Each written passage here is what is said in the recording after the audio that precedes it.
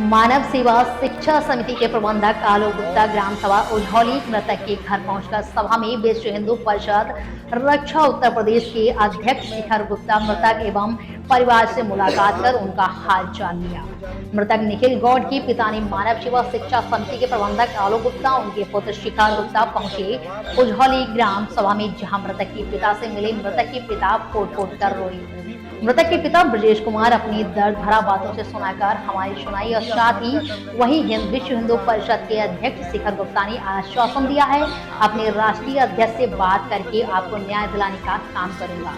वहीं पर मीडिया के ऊपर प्रहार करते हुए ब्रजेश ने कहा, हमारी वहीं सुनवाई नहीं हो रही है, हमको थाने से भगा दिया जा रहा है, थाने में भी हमारी सुनवाई नहीं हो रही है। दिन ऐसा हो गया है हमारे पूरे परिवार को आत्महत्या कर लेंगे, साथ ही सारा कुछ शासन प्रशासन का होगा, बड़हलगंज पुलिस की होगी, क्योंकि बड़हलगंज पुलिस ने हमको आश्वासन दिया था। आज तक मेरा भी FIR दर्ज नहीं हुआ है, मुझे भारी धमकियां मिल रही है, जिस तरह से तुम्हारे बेटे को मारा है उसी तरह से तुम्हारे परिवार का सत्यानाश कर दूंगा।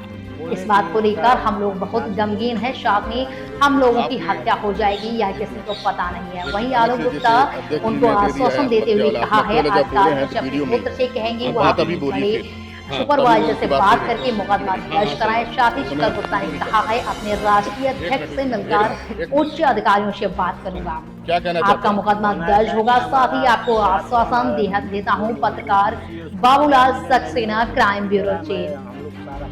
कि विधायक जी भी यहाँ पे आवे और कम से कम पीड़ित को न्याय दिलाने का आए थे भैया, आए थे नहीं आए थे तो क्या कहे आपको? बोले कि इसका बस जांच हो, जांच कराएंगे बस। आपने एक मिनट, एक अलग से जैसे अध्यक्ष जी ने दे दिया है आत्महत्या वाला जब बोले हैं तो वीडियो में नहीं है, तो बात अभी बोलिए फिर। हाँ, तभी वो उनकी बात सही रही क्योंकि उसमें वीडियो नहीं था। हाँ, सही बात है, उस समय वीडियो नहीं चल रहा था। एक मिनट क्या कहना चाहते हैं आप? हम कहना चाहे कि हमारा जांच हो, हमारा जो दोषी है उसको सजा मिले, नहीं मिले तो धमकी दे रहा है। हम लोग सारा परिवार अपना हत्या कर लेंगे। क्या कर लेंगे? आत्महत्या कर लेंगे, क्योंकि वो धमकी दे रहा है, बार बार सबसे जितने हैं उसके लड़के कहवा रहा है। वो बार बार एक कोई न कोई रास्ते में कहता है कि एक जानी गई ना या तुरंत के दूसरी जानी का मार। कौन कहता है ये सब? ऐसे वो सब कहते हैं, लड़के कह रहे हैं, उसके अभी भी हैं, सब घूम रहे हैं। कैसे आपको पता चला किसी का नाम है या फोन से मिला है, किसी का रखा है? किसी फोन से कह रहा है। फोन का रिकॉर्डिंग आपके पास है? रिकॉर्डिंग नहीं है। हम तो घर छोड़ के हम लोग जा ही नहीं रहे हैं, खेत नहीं देखने जा रहे हैं, खेत चल जा रहा है जानवर। रात दिन डूबने के बाद कोई मार ही दे तो मैं क्या करूँगा? नहीं, ठीक है, गरीब आदमी चलिए हो गया। जगह जगह चलते हैं आप, इस प्रकार के पीड़ित परिवार से मिलते हैं, 4 परिवार हम लोग क्या कर लेंगे? क्या कुछ ऐसी योजनाएं यहाँ पे? अभी ये पूरी तरीके से परिवार भयभीत है, डरे हुए हैं। ये अभी इन्होंने कहा कि मैं खेत भी अपना देखने नहीं जा पा रहा हूँ। तो जब परिवार के लोग इतने डरे हुए हैं तो कहाँ शासन प्रशासन है यहाँ? ये एक सवाल होता है। और मैं चाहूँगा कि इसको प्राथमिकता के साथ जो है इसको आप लोग उठाने का काम करें और इस आवाज़ को मैं अपने राष्ट्रीय अध्यक्ष गोपाल राय जी तक और योगी जी और मोदी जी तक पहुंचाने का काम करें। क्या अगर जरूरत पड़ेगी तो हिंदू रक्षा के जो राष्ट्रीय अध्यक्ष हैं गोपाल राय जी यहाँ पे आएंगे? बिल्कुल आएंगे। उन्होंने कहा है कि आप प्रदेश के किसी भी जिले में, किसी भी जिले के किसी भी गांव में, किसी भी कोने में आप जाइए, जो पीड़ित है उसके साथ चलने का काम करिए, उनके सुख दुख को बांटने का काम करिए, उनके साथ ऐसा कर्म करिए कि उनके साथ न्याय हो सके।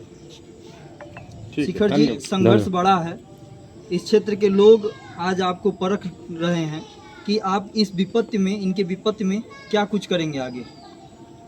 जैसा कि मैंने वीडियो के आपके शुरू में ही कहा कि हम चाचा जी के साथ हैं, चाहे वो प्रशासन से लेके शासन से लेके आगे तक किसी भी अधिकारी तक हो, क्योंकि आप हमारे एक संगठन से जुड़े हुए लोग हैं। आप हिंदू हैं, हम हिंदू हैं और हमारे संगठन का नाम है विश्व हिंदू रक्षा परिषद।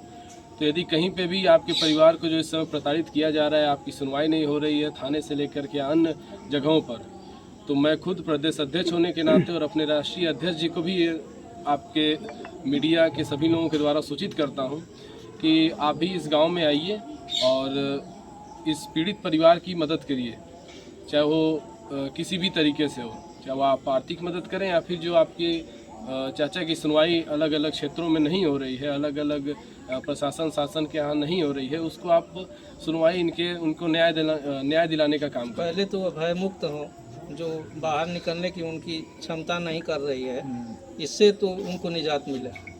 ठीक है सर। जरूर होगा, क्योंकि देखिए इनके परिवार का इनके सुपुत्र थे और एक बेटे का साथ होना, जैसा कि हम हमेशा कहते हैं कि एक पिता का साथ होना बहुत सौभाग्य की बात है, वैसे एक पिता के लिए उसके बेटे का साथ होना बहुत बड़ी बात होती है।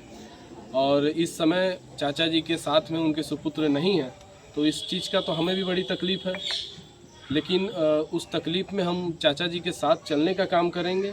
और जैसा कि आपने बताया कि आप भय से बाहर निकलें, तो भय से बाहर तो तभी निकलेंगे जब इनको धमकियां नहीं मिलेगी, जब ये फ्री होकर के रहना शुरू करेंगे, इनको जब फ्रीडम मिलेगा। नहीं तो उसके लिए शासन प्रशासन जब नहीं सुन रहा है तो कैसे फ्री होंगे? तो कैसे फ्री होंगे? ये एक प्रश्न है, बहुत बड़ा प्रश्न है। ये बहुत बड़ा प्रश्न है, क्योंकि जब तक इनकी सुनवाई नहीं होगी, जब तक इनके बात को थाने पे या अदर जगह नहीं रखा जाएगा, जब तक इनको अलग अलग जगहों से धमकियां मिलती रहेंगी, वैसे तब तक ये घर छोड़ के कैसे कहीं निकल सकते हैं?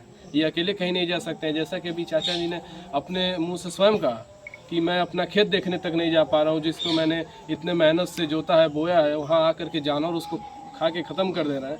ये परिवार के लोग अपना खेत देखने नहीं जा पा रहे हैं, तो अदर अपना काम कैसे कोई करेगा?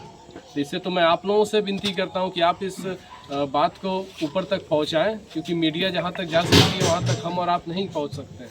संगठन से आप